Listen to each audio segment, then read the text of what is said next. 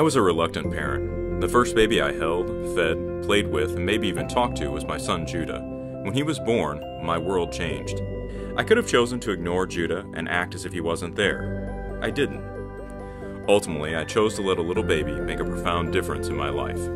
I chose to let Judah reorder my life, set new priorities, and redefine my place in the world. When I think about Moody Bible Institute Distance Learning's vision of our students changing the world for Christ one community at a time, it is hard not to think about the choices my son's presence made in my life. When we think about change, we often think about doing something that makes a difference.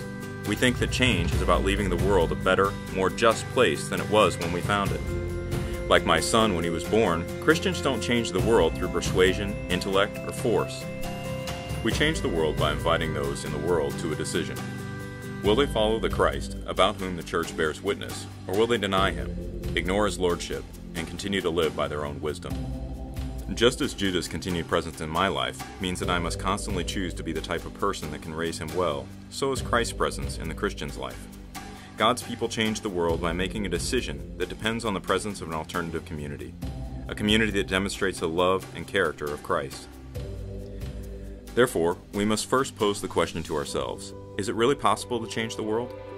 The thing about being a Christian is that we know how the story ends. The faithful persevere, and God wins. What happens between now and the end? That is the space in which God's people have the opportunity to show Christ to the world. It is the time that believers have to invite those in the world to a decision. It is our time to faithfully serve the Lord, to allow Him to use us, and to participate in what He is doing to change the world.